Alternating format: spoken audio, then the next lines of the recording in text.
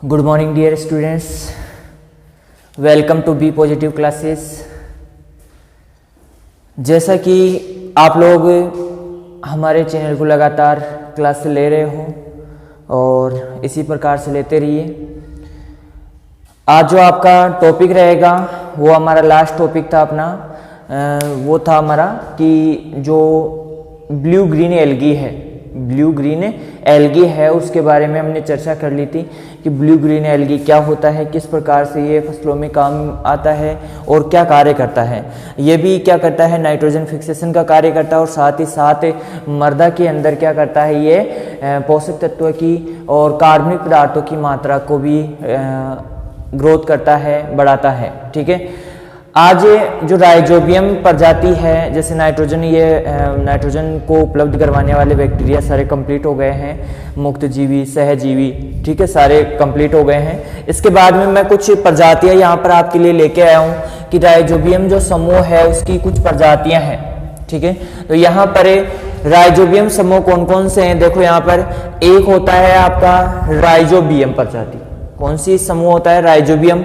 एक होता है ब्रोडी राइजोबियम और एक होता है एजो राइजोबियम। यहाँ पर ये तीन प्रकार की क्या है, यहाँ पर राइजोबियम के समूह है। ध्यान रखना राइजोबियम समूह है कितने, तीन समूह है। देखो राइजोबियम, ब्रोडी राइजोबियम और एजो राइजोबियम। कौन कौन से, राइजोबियम, ब्रोडी राइजोबियम और एजो राइजोबियम। अब आप लोग ये सोच रहे होंगे कि यहाँ पर ये लिखाने का अर्थ क्या है। देखो काफी बार ये क्वेश्चन पूछा जा चुका है, राइजोबियम मेलिलोटी जो प्रजाति है वो कौन सी फसलों में प्रयोग की जाती है।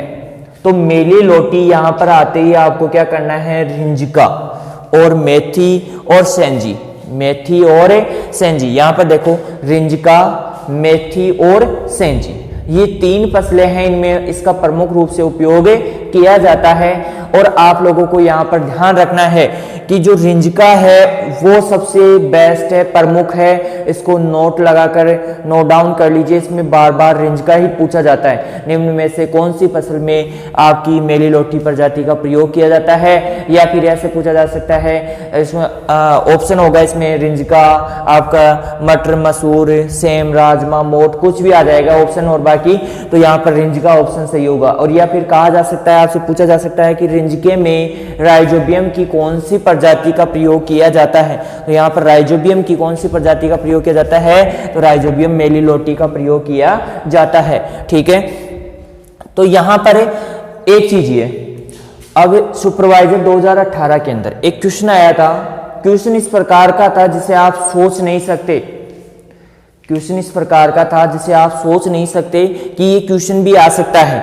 अब ये जो प्रजातियां हैं, तीन प्रजातियां हैं, तीनों प्रजातियों में से आपको बताना है कि तीव्र वृद्धि करने वाली प्रजाति कौन सी है या समूह कौन सा है, या फिर इसको छोड़कर वो ऑप्शन देगा इनमें से। वो क्वेश्चन कैसे पूछेगा कि निम्न में से तीव्र वृद्धि करने वाला समूह पूछेगा तो आपको ये बताना है, और यदि आपसे प्रजाति पूछे तो ये वाली प्रजाति देगा ऑप्शन में। अब आपके सामने फिर समस्या आ गई। मान लो आपको पहली बात तो यही पता नहीं है, मेरे को पता है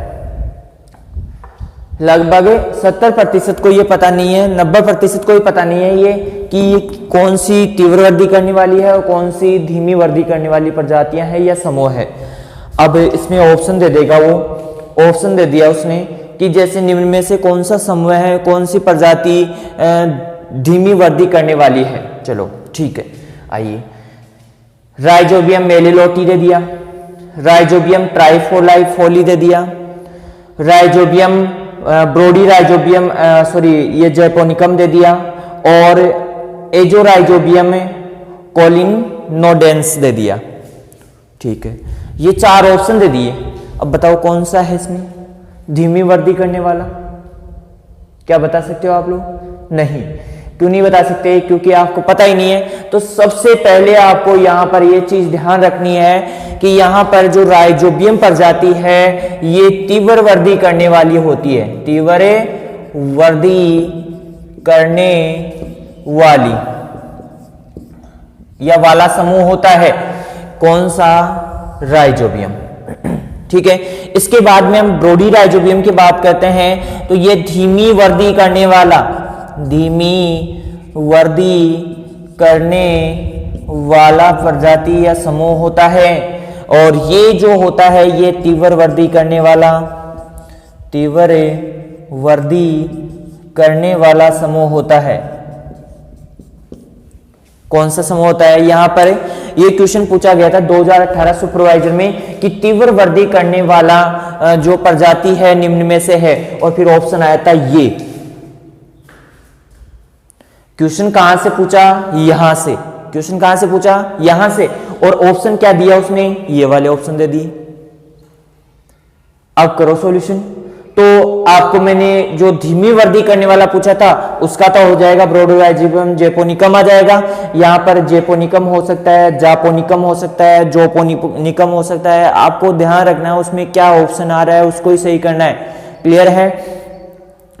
इसके बाद में यहां पर मेलिलोटाई, लेग्यूमिनोसेरम्स, सेरम और फेजियोलाई हो जाएगा। ट्राइफोलाई, लोटी, फ्रेडी, ये सारे राइजोबियम समूह के हैं। किसके हैं? राइजोबियम समूह। राइजोबियम इनके साथ लग जाएगा। राइजोबियम, देखो राइजोबियम, राइजोबियम, राइजोबियम, राइजोबियम, बस यहां तक। ये जो आपके सामने एक चार्ट बना हुआ है, ये जो सारणी बनी हुई है आपके सामने, इसको आपको ध्यान से देखना है। यही आपके यहां से क्वेश्चन पुटअप होने वाले हैं। यहां से लगभग 2 से 3 बार ये क्वेश्चन आ चुका है। रिंजका वाला, मेलिलोटी वाला, ये ऑप्शन आ चुका है। तो आपको तैयार हो जाना है, कमर कस के इसे अच्छे से लर्न करना है, अच्छे से सीखना है। अब आगे बात करते हैं जो राइजोबियम की अगली प्रजाति है उसका नाम बात करते हैं। तो यहां पर जो अगली प्रजाति है राइजोबियम लेग्यूमिनोसेरम, लेग्यूमिनोसेरम। अब यहां पर इसका जो प्रयोग किया जाता है वो मटर, मसूर और जितनी भी लेग्यूम फसलें होती है, मतलब दलहनी फसलें होती है, उनमें इसका प्रयोग किया जाता है। क्योंकि यहां पर लेग्यूमिनोसेरम आ रहा है तो मटर, मसूर तो प्रमुख है ही।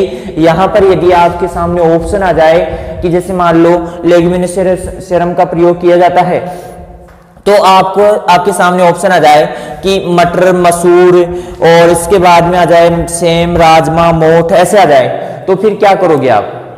ऑप्शन है यहां पर तो लेग्यूम आ गया सारा। तो यहां पर आपको ध्यान रखना है सबसे पहले मटर, और ऐसा ऑप्शन देगा नहीं, लेकिन दे भी दे तो आपको क्या करना है? सबसे पहले मटर में प्रयोग करना है इसका। फिर यदि आपसे ऑप्शन आ जाए लेग्यूमिनोसेरम का प्रयोग किया जाता है, राइजोबियम लेग्यूमिनोसेरम का प्रयोग किया जाता है, तो किस में प्रयोग किया जाता है इसका? आगे आ गया आपकी ग्रेमनी कुल की फसलों में, आपकी ब्रेसिकेसी कुल की फसलों में, आपकी लेग्यूमिनेसी कुल की फसलों में, और उपयुक्त सभी। तो क्या करोगे? आपको लेग्यूमिनेसी जो कुल की फसलें होगी उनमें इसका प्रयोग किया जाता है। तो ऑप्शन जैसे आए वैसे ही आपको वहां पर सोच समझ के आंसर देना है, ऐसे जल्दबाजी नहीं करनी है। क्लियर है? फिर इसके बाद में आ जाता है फेजियोलाई, राइजोबियम फेजियोलाई, पूरा नाम राइजोबियम फेजियोलाई। क्लियर है? राइजोबियम फेजियोलाई है, इसका प्रयोग सेम, राजमा और मोठ में किया जाता है। किसमें किया जाता है? सेम, राजमा और मोठ में किया जाता है इसका प्रयोग। किसका? फेजियोलाई का। इसके बाद में आगे है राइजोबियम ट्राइफोलाई, सॉरी फोलाई भी बोल सकते हो, फोली भी बोल सकते हो, राइजोबियम ट्राई फोली या फोलाई कुछ भी बोल सकते हो। तो यहां पर राइजोबियम ट्राइफोलाई जो है, ट्राइफोलाई जो है वो बरसीम में प्रयोग किया जाता है। इसका उपयोग किस में किया जाता है? बरसीम में किया जाता है। यहां पर आपको ध्यान रखना है, सारी चीजें अच्छे से लर्न करनी है, ध्यान से देखना है। फिर इसके बाद में ट्राइफोलाई हो गया। फिर इसके बाद में लोटी, लोटी का जो प्रयोग किया है, मतलब राइजोबियम लोटी, राइजोबियम लोटी, और लोटस स्पीसीज में इसका प्रयोग किया जाता है। किसमें किया जाता है? लोटस स्पीसीज में इसका प्रयोग किया जाता है। जो घास प्रजाति होती है, लोटस घास प्रजाति होती है, उसमें इसका प्रयोग किया जाता है। ठीक है? इसके बाद में फ्रेडी, राइजोबियम फ्रेडी, क्या रे? राइजोबियम फ्रेडी है, फ्रेडी का प्रयोग किया जाता है सोयाबीन में। किसमें प्रयोग किया जाता है? सोयाबीन में प्रयोग किया जाता है। यह हो गई आपकी राइजोबियम जो समूह है उसकी तीव्र वृद्धि करने वाली प्रजातियां। समझ रहे हो कुछ? ये कौन सी हो गई, राइजोबियम का जो राइजोबियम समूह है उसकी हो गई तीव्र वृद्धि करने वाली प्रजातियां हो गई कंप्लीट। यहाँ पर देखो मेलिलोटी, लेग्यूमिनोसेरम और फेजियोलाई, ट्राइफोलाई, लोटी और फ्रेडी, और सबके आगे राइजोबियम लगा दो। क्लियर है? तो ये प्रजातियां हो गई। ये मेलिलोटी किसमें की जाती है, लेग्यूमिनोसेरम किसमें की जाती है, यहाँ पर फेजियोलाई किसमें की जाती है, आपकी ट्राइफोलाई किसमें की जाती है, ट्राइफोली किसमें की जाती है, लोटी किसमें की जाती है, फ्रेडी किसमें की जाती है, कौन सी फसलों में। तो यहाँ पर आपको ये अच्छे से याद करना है। क्लियर है? जब इसमें से क्वेश्चन बन चुका है तो आगे भी बनने की संभावना रहती है। ठीक है, तो यहाँ पर लगभग यहाँ से क्वेश्चन जरूर बनेगा। ब्रोडी राइजोबियम, दूसरी जो राइजोबियम समूह की दूसरी प्रजाति है या समूह है वो क्या है, ब्रोडी राइजोबियम है। कौन सा है, ब्रोडी राइजोबियम है। तो ब्रोडी राइजोबियम धीमी वृद्धि करने वाली प्रजातियां हैं। तो यहाँ पर इसकी जो प्रजातियां होगी वो हो जाएगी Bradyrhizobium japonicum, Bradyrhizobium elkanii, Bradyrhizobium लोबिया। देखो यहाँ पर ध्यान रखना, जेपोनिकम बोल सकते हो आप, यहाँ पर एल्कानी, लोबिया, Bradyrhizobium japonicum, Bradyrhizobium elkanii, Bradyrhizobium लोबिया। ये तीन प्रजातियां कौन सी है, ब्रोडी राइजोबियम की प्रजातियां हैं। ब्रोडी राइजोबियम जो समूह है उसकी प्रजातियां हैं 3।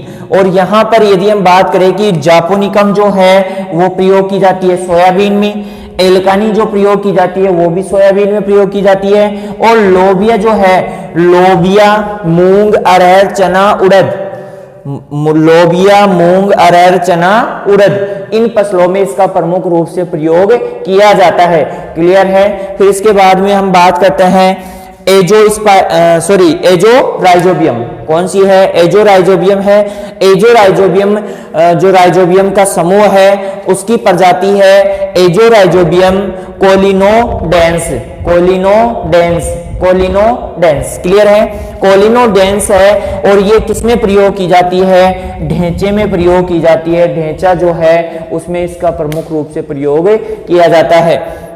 अब ढेंचे के बारे में कुछ लोग सोच रहे होंगे कि ढेंचा क्या है। ढेंचा क्या है, ये जो आपकी हरी खाद में प्रयोग की जाने वाली फसल है।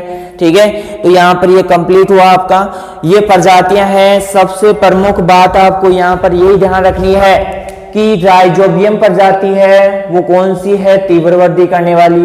ब्रोडी राइजोबियम है, ये कौन सी प्रजाति है, धीमी वृद्धि करने वाली। ये शायद आया था आपके 2015 या 16 के अंदर आया था ये क्वेश्चन। ठीक है, एजो राइजोबियम है, तीव्र वृद्धि करने वाला। क्लियर है? ठीक है, इसके बाद में हम बात करते हैं आपके कि जैसे हमने राइजोबियम पढ़ा है तो राइजोबियम के एक पैकेट में कितना वजन होता है, ये भी लिख लेते हैं यहीं पर। तो बताइए राइजोबियम के एक पैकेट में कितना वजन होता है, इसे नोट डाउन कर लीजिए अच्छे से, प्यारे प्यारे नोट्स बनाइए। थोड़ी मेरी राइटिंग सुंदर है तो इसका थोड़ा ध्यान रखना, ध्यान से समझ लेना, जो मैं बोल रहा हूँ उनके ऊपर ध्यान रखना। और भाई लोगों कोई राइटिंग पर नजर मत लगा देना रे।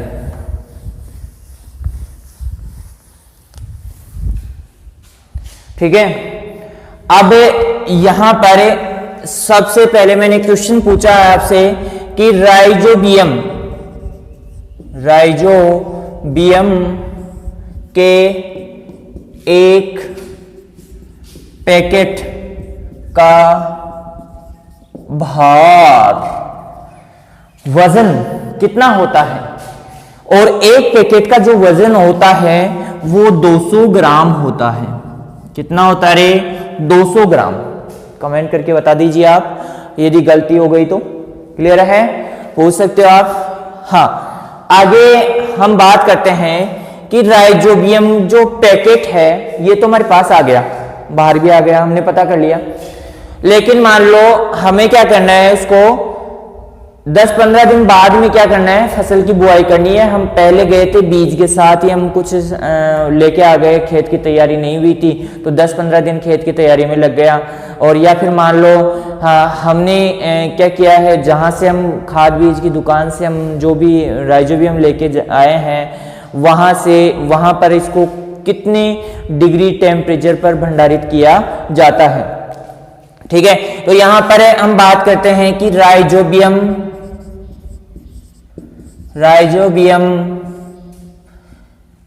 को भंडारित कितने तापमान पर किया जाता है। बताइए भाई लोगों, ये मैंने आपसे क्वेश्चन पूछा है कि कितने तापमान पर भंडारित किया जाता है। बताइए कितने तापमान पर भंडारित किया जाता है? अरे बताओ, अरे नहीं आता है क्या? हाँ, तो आपके लिए जो भंडारण का तापमान रहेगा, क्या रहेगा रे? तापमान वो रहेगा 20 डिग्री सेल्सियस। कितना रहेगा? 20 डिग्री सेल्सियस पर इसको क्या किया जाता है? भंडारित किया जाता है। अब चलो, पैकेट हो गया। अब मान लो ये पैकेट है, इस पैकेट में यदि हम बात करें कि 1 ग्राम सूखे वाहक में जीवाणुओं की संख्या। अब जीवाणुओं की संख्या बताइए रे भाई लोगों, जीवाणुओं की संख्या बताइए। तो यहां पर जीवाणुओं की जो संख्या होगी वो 10 की पावर 7। क्या हो जाएगी रे? 10 की पावर 7 हो जाएगी। सूखे वाहक में, यहां पर मैं आपको फिर से बता रहा हूं, सूखे वाहक में। अब आप लोग सोच रहे होंगे कि वाहक क्या होता है, वाहक क्या होता है? तो वाहक यहां पर हम कह सकते हैं कि जैसे आपने देखा होगा कि किसी पदार्थ को ले जाने के लिए या फिर उसे जीवित बनाए रखने के लिए हम किसी न किसी पदार्थ में उसको डालते हैं। जैसे मान लो हमें क्या करना है कि सुरक्षित रखना है किसी चीज को सुरक्षित रखना है। जैसे सोडियम धातु है, क्या है? सोडियम धातु है। अब सोडियम को मेरे को सुरक्षित रखना है। सुरक्षित रखने के लिए मैं क्या करूंगा? इसको केरोसिन में रखूंगा। किस में रखूंगा? केरोसिन में। यदि मेरे को पता है कि ये क्रियाशील धातु है और जैसे ही ये हवा और पानी के संपर्क में आएगी तो आग लग जाएगी या फिर ब्लास्ट हो जाएगा। तो यहाँ पर सोडियम जो केरोसिन है उसमें रखा जाता है। तो ये केरोसिन इसके लिए क्या हो गया? वाहक हो गया, इसको सुरक्षित रखने का। मान लो मेरे को इसको भेजना है दूसरी जगह, मैं केरोसिन में डाल के इसको कहीं पर भी भेज सकता हूं। तो ये क्या हो गया? वाहक हो गया। कह सकते हो कि भाई इसके बिना ये नहीं रह सकता, ये कह सकते हो। ठीक है, तो यहां पर 1 ग्राम सूखे वाहक में जीवाणुओं की संख्या 1 × 10 की पावर 7। अब देखना, 1 मिलीग्राम तरल वाहक में जीवाणुओं की संख्या रे, बताइए जीवाणुओं की संख्या 1 × 10 की पावर 8। यहां तक समझ में आया कि नहीं है? 1 ग्राम सूखे वाहक में जीवाणुओं की संख्या कितनी होगी? 1 × 10 की पावर 7। और 1 मिलीग्राम तरल वाहक में जीवाणुओं की संख्या कितनी हो जाएगी? 1 × 10 की पावर 8 हो जाएगी। क्लियर है? यहां तक समझ में आया कि नहीं है? ठीक है, अब हम बात करते हैं कि मान लो आपके पास क्या है? एक पैकेट है। एक पैकेट किसका है? राइजोबियम का है। राइजोबियम का एक पैकेट है। एक पैकेट राइजोबियम में या के द्वारा कितने किलोग्राम, यहां पर मैं क्वेश्चन पूछ रहा हूं, कितने किलोग्राम किलोग्राम बीजों को उपचारित किया जा सकता है, उपचारित किया जा सकता है, किया जा सकता है। कितने किलोग्राम बीजों को उपचारित किया जा सकता है? तो बताइए कितने किलोग्राम बीजों को उपचारित किया जा सकता है? कितने किलोग्राम बीजों को उपचारित किया जा सकता है यहां पर? तो यहां पर आप लोगों को पता होना चाहिए कि 10 से 12 किलोग्राम बीजों को उपचारित किया जा सकता है। कितने बीजों को रे? 10 से 12 किलोग्राम बीजों को उपचारित किया जा सकता है। कुछ नौजवान यहां पर कहेंगे कि सर आप गलत बता रहे हो, हमने 10 किलोग्राम बीज पढ़ा है। कुछ कहेंगे सर हमने 12 किलोग्राम बीज पढ़ा है कि 12 किलोग्राम बीजों को उपचारित किया जा सकता है। तो यहां पर 12 किलोग्राम 10 किलोग्राम बीजों को उपचारित किया जा सकता है। ये समस्याएं उत्पन्न होती रहेगी, क्योंकि जो आपकी राजस्थान में बुक्स चलती है उसमें जैसे आरबीएससी की चलती है, एनसीईआरटी की चलती है, तो दोनों बुक्स चलती है, तो दोनों में क्या है, कभी तालमेल बैठता नहीं है। और कुछ तो कहती है 10 किलोग्राम चिपका देती है, जिसने जैसा पढ़ लिया 12 किलोग्राम चिपका देती है। और मैं आपको चिपका रहा हूं एक नया ही टॉपिक, 10 से 12 किलोग्राम। देखो यहां पर आपको जो सॉल्यूशन करवाने का अर्थ है यहां पर कि आपको पूरी जानकारी अवेलेबल करवाई जाए।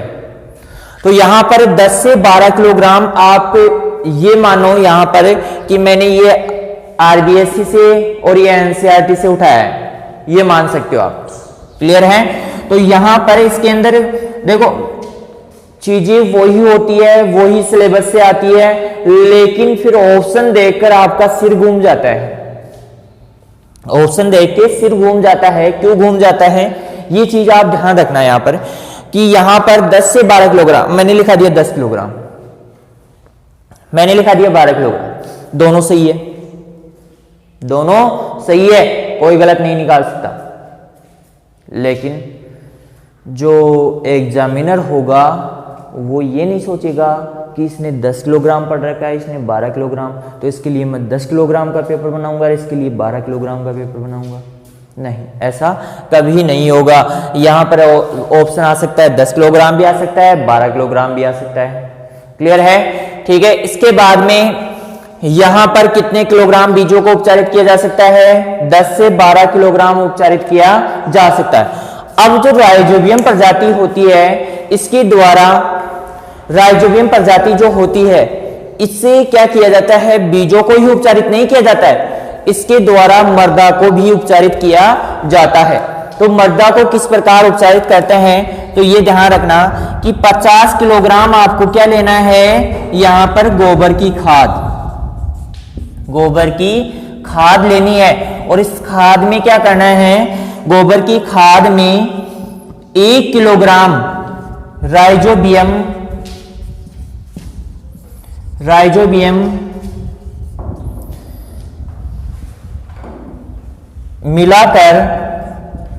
मिलाकर खेत को उपचारित करते हैं, खेत को उपचारित करते हैं, उपचारित करते हैं। किसको उपचारित करेंगे रे? खेत को उपचारित करेंगे। किसको उपचारित करेंगे? खेत को। तो यहां पर मैंने जितने भी आपको यहां पर मैंने क्वेश्चन करवा रहा हूं वो सारे इंपॉर्टेंट है, बहुत ही very very very very very most है। तो यहां पर राइजोबियम के एक पैकेट का भार 200 ग्राम, राइजोबियम के एक पैकेट का भार कितना? 200 ग्राम। राइजोबियम को भंडारित कितने तापमान पर किया जाता है? तो तापमान कितना हो जाएगा? 20 डिग्री सेल्सियस तापमान हो जाएगा।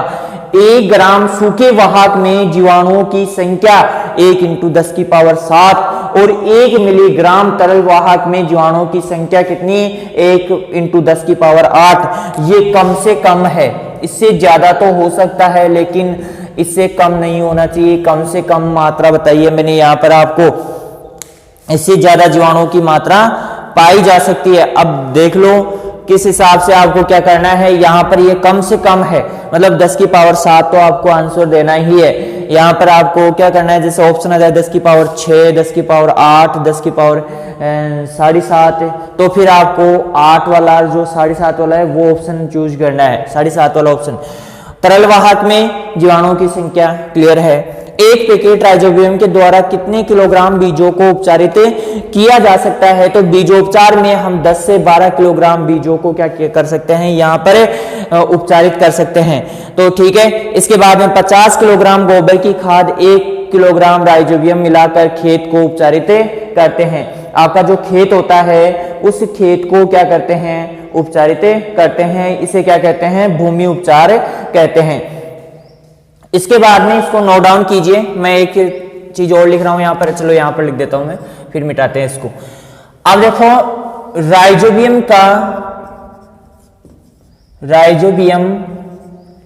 के एक पैकेट, मान लो पैकेट पैक कर दिया आपने, राइजोबियम की प्रजाति विकसित करके पैकेट पैक कर दिया, पैकेट का जीवन काल।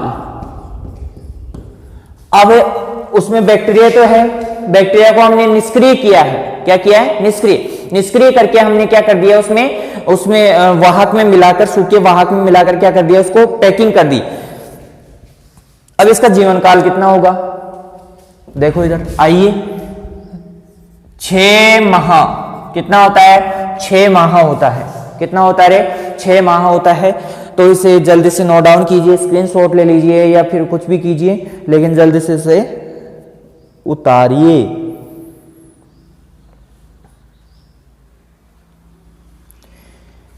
ठीक है, उतार लिया होगा आप लोगों ने। अब आगे चलते हैं,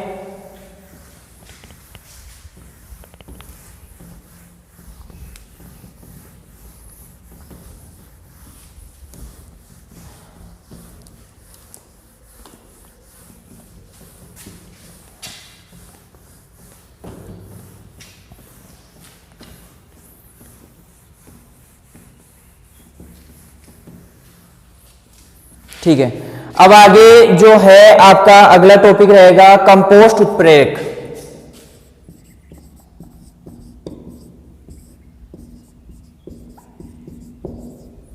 कंपोस्ट उत्प्रेरक, अब ये आपका अगला चौथा हो जाएगा शायद, ठीक है, चौथा टॉपिक रहेगा ये कंपोस्ट उत्प्रेरक। ये इसी में चल रहा है कि आपके जो पोटास घुलनशील उर्वरक है, सॉरी जैव उर्वरक है, इसी का है। तो कंपोस्ट उत्प्रेरक, कंपोस्ट उत्प्रेरक का मतलब क्या हो गया सर, ये नई चीज आ गई यहाँ पर कि कंपोस्ट उत्प्रेरक क्या है। तो इसके बारे में मैं बताता हूँ आपको कि ये क्या है, कि ये किसी प्रकार का कोई पोषक तत्व फसलों को उपलब्ध नहीं करवाता। इसे कह सकते हो कंपोस्ट उत्प्रेरक या फिर जैव उत्प्रेरक भी कह सकते हो। तो ये बैक्टीरिया क्या करते हैं कि जैसे आपके खाद्य पदार्थ है या आपका खाद है, तो उसमें इसको डाल देते हैं। तो डालने के बाद में ये क्या करता है, इसको सड़ाने और गलाने का कार्य करता है, मतलब इसको विघटन करने का कार्य करता है, अपघटन करने का कार्य करता है कंपोस्ट उत्प्रेरक। ठीक है, ये किसी प्रकार के कोई पोषक तत्व तो अवेलेबल नहीं करवाते हैं यहाँ पर। ठीक है, अब यहाँ पर यदि हम बात करें तो इसके अंदर देखो ये कंपोस्ट उत्प्रेरक, ये कवक हो सकते हैं, जीवाणु हो सकते हैं या एक्टिनोमाइसीटीज हो सकते हैं।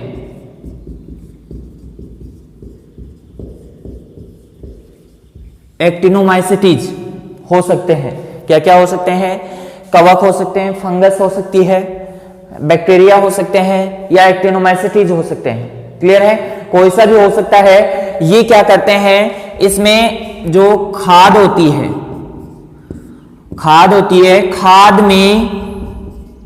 खाद में कार्बन नाइट्रोजन अनुपात को कम करते हैं। ये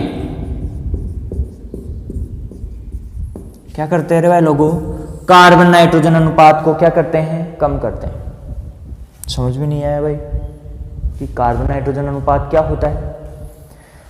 तो समझने वाली बात कुछ नहीं है यहाँ पर, सीधा सा फंडा है कि आपके जितने भी खाद होते हैं उनमें सब में कार्बन की मात्रा अधिक और नाइट्रोजन की मात्रा क्या पाई जाती है, कम पाई जाती है। तो ये कार्बन को अपघटित करके क्या करते हैं और नाइट्रोजन की मात्रा को बढ़ाते हैं, इसकी मात्रा को कम कर देते हैं, अपघटित करके तोड़ देते हैं। तो ये कार्बन कम हो जाएगा, नाइट्रोजन बढ़ जाएगा, तो इनका अनुपात क्या हो जाएगा, कम होगा, नहीं होगा, ये तो नीचे आएगा, ये बढ़ जाएगा। तो जैसे मान लो इसका क्या होता है 4:1, इसका मान लो 2:, यहाँ पर 3 कर दूं तो क्या हो जाएगा ये, या फिर इसको मैं कर दूं 2:2, इसका 1 बढ़ाया, इसका 2 कम कर दिया, तो कार्बन अनुपात कम हुआ कि नहीं हुआ। यहाँ पर 3:1 कर दूं या 3:2 कर दूं तो यहाँ पर इसका 1 बढ़ गया, मतलब इनके बीच में अंतर कितने का, 3 का, इनके बीच में अंतर कितना, 1 का, मतलब 2 कम हो गए, 1 इधर से बढ़ गया, 1 इधर से। तो ये कार्बन नाइट्रोजन अनुपात क्या करना है, कम करना है, कम करते हैं। ठीक है, तो ये इस प्रकार के क्या होते हैं, उत्प्रेरक होते हैं और इनका प्रयोग किया जाता है। यहाँ पर आपके जो एग्जाम्पल है, इसके एग्जाम्पल लिख सकते हो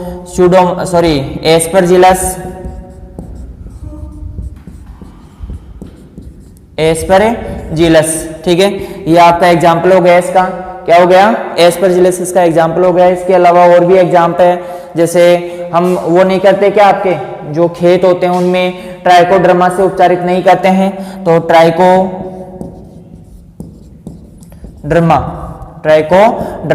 ठीक है, तो ये इसके एग्जाम्पल हो गए, क्लियर है। तो ये आपका जो कंपोस्ट उत्प्रेरक है ये कंप्लीट होता है। अब देखो आपके नाइट्रोजन जो घोलक है उनके बारे में हो गया, फास्फोरस घोलक थे उनके बारे में बता दिया। फास्फोरस घोलक कौन कौन से उर्वरक थे या नाइट्रोजन अवेलेबल करवाने वाले कौन से जैव उर्वरक थे, तो उनके बारे में हमने चर्चा कर ली थी। ठीक है, इसके बाद में हम बात करते हैं कि जो पोटास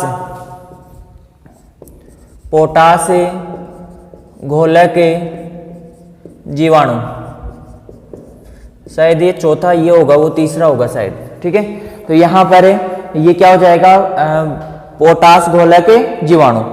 और पोटास घोलक जो जीवाणु है उसके बारे में हम चर्चा करते हैं। तो पोटास घोलक जो जीवाणु होंगे उनके अंदर क्या हो गया टाइम, चलो मैं टाइम देखता हूं एक बार।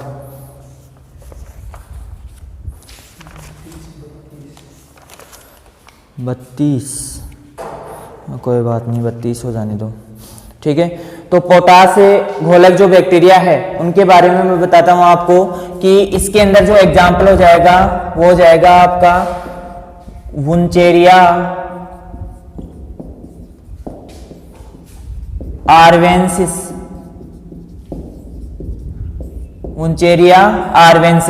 ये क्या हो गया, पोटास घोलक, यानी कि ये क्या करते हैं, मतलब पोटास को अवेलेबल फॉर्म में बना देते हैं। पोटास को क्या कर देते हैं, अवेलेबल फॉर्म में बना देते हैं मृदा के अंदर।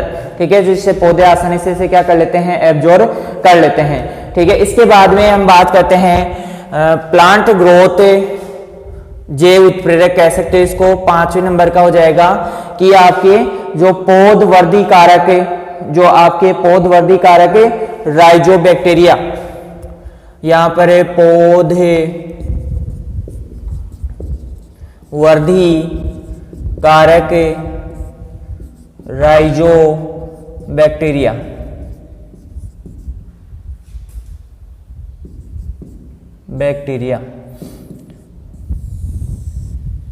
यहां पर पौधवर्धी कारक राइजोबैक्टीरिया। तो पौधवर्धी कारक राइजोबैक्टीरिया होते हैं, ये क्या होते हैं, ये ध्यान रखो आप कि यहाँ पर पौधवर्धी कारक जो राइजोबैक्टीरिया होते हैं ये आपके किसी प्रकार का कोई पोषक तत्व उपलब्ध नहीं करवाते, ये किसी प्रकार के कोई पोषक तत्व अवेलेबल नहीं करवाते। ये क्या करते हैं, ये केवल और केवल जैसे हार्मोन संश्लेषण का कार्य करते हैं या आयन विनिमय का कार्य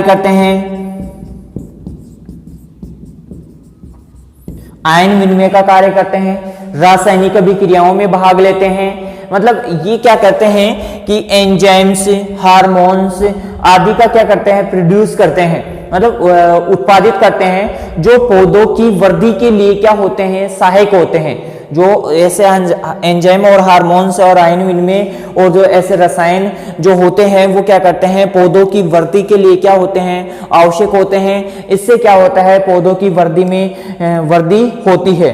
ठीक है, ये जीवाणु क्या करते हैं, पौधों में पोषक तत्व की बजाय हार्मोन्स आयंस विनिमय का कार्य करते हैं। और इसका जो एग्जाम्पल होगा वो जाएगा आपका, एग्जाम्पल हो जाएगा Pseudomonas bacteria, Pseudomonas bacteria.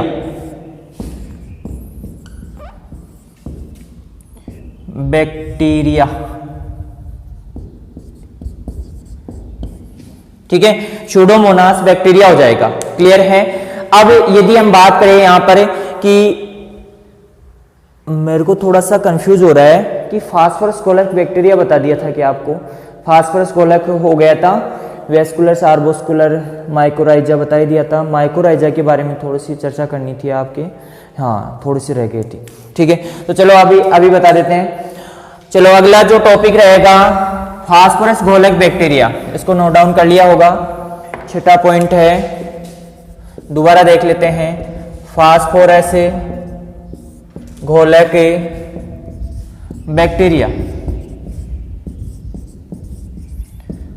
Phosphorus घोलक bacteria थे, हाँ नहीं बताया।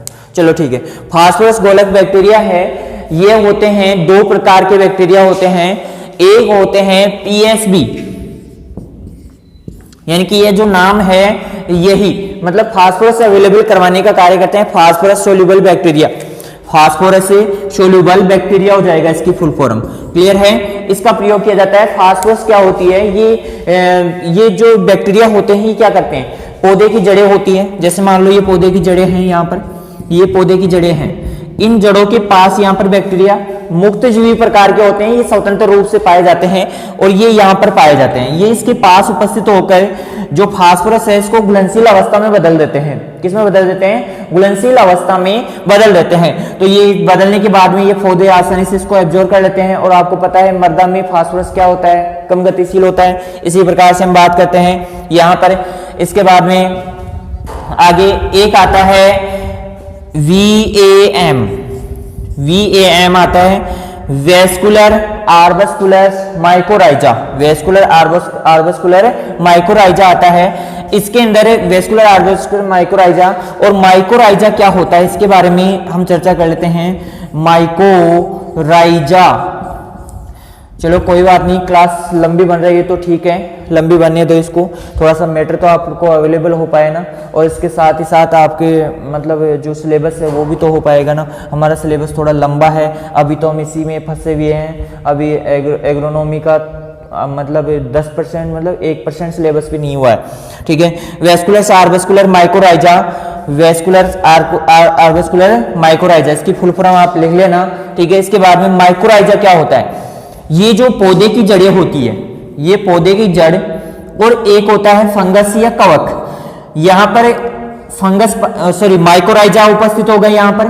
यहाँ पर माइकोराइजा ये जड़ से चिपक जाएगा और कवक इसके आके माइकोराइजा के चिपक जाएगा। तो ये एक प्रकार का सहजीवी बंधन को बांधने का कार्य करता है। क्या होता है माइकोराइजा, ठीक है। और ये वेस्कुलर आर्बस्कुलर माइकोराइजा ये क्या करते हैं, ये फास्फोरस के गमन व स्थानांतरण का कार्य करता है। कैसे, जैसे माइकोराइजा जड़ों की चिपका हुआ है, कवक इसके आके चिपकेगा, लेकिन कवक क्या करता है, इस फास्फोरस को घुलनशील अवस्था में बनाकर लेकर आता है इसके पास। ठीक है, तो ये यहाँ पर गमन और चलन के लिए क्या करते हैं, फास्फोरस की गमन और चलन के लिए हम वेस्कुलर आर्बस्कुलर माइकोराइजा का प्रयोग करते हैं। ठीक है, इसके बाद में ये अगला जो टॉपिक रहेगा आपका जिंक विलेयकारी जैव उर्वरक, जिंक विलेयकारी जैव उर्वरक, जिंक विलेयकारी जैव उर्वरक।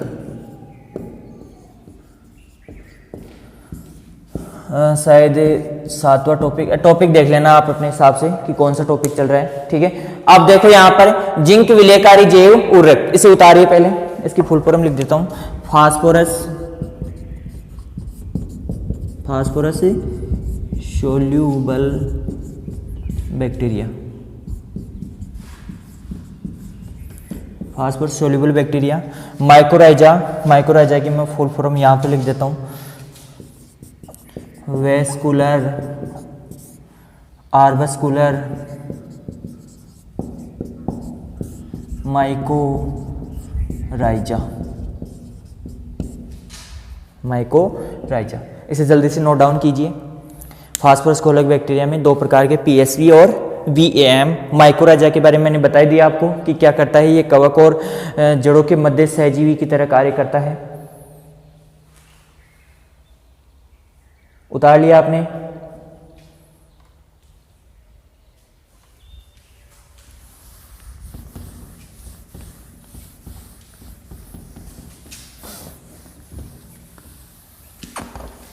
चलो अब जिंक विलय कार्य और देख लेते हैं। यहां पर इसका एग्जाम्पल लिख लो। ये क्या करते हैं, जिंक को विलेयकारी अवस्था में बनता है। जो सूक्ष्म पोषक तत्व होते हैं उनमें जिंक होता है। जिंक को क्या करते हैं, विलेयकारी अवस्था में सैकेरोमाइसीज स्पीसीज, क्लियर है, इसका प्रयोग किया जाता है। ये हो गया आपका जैव उर्वरक आपका। अब कुछ और थोड़ा बहुत बचा हुआ है इसमें, थोड़ा बहुत 2-4 लाइनें, मतलब कहने का मतलब थोड़ा सा टॉपिक और बचा हुआ है, तो वो अगली क्लास में हम देखेंगे। कुछ इसके इम्पोर्टेंट क्वेश्चंस देखेंगे और इसके साथ साथ आपको पेपर अवेलेबल होगा, उसका सॉल्यूशन मिलेगा और उसके बाद में अगला टॉपिक स्टार्ट होगा। तो यहाँ पर आपके लिए हर एक चीज़ उपलब्ध रहेगी, ठीक है। और साथ ही साथ आप चैनल को लाइक कीजिए, शायद सब्सक्राइब कीजिए और ज़्यादा से ज़्यादा शेयर कीजिए, ताकि आपके जो साथी है या आपके जो रिश्तेदार है वो भी इसको देखकर इसका लाभ उठा सके, ठीक है। धन्यवाद, अगली क्लास में मिलते हैं।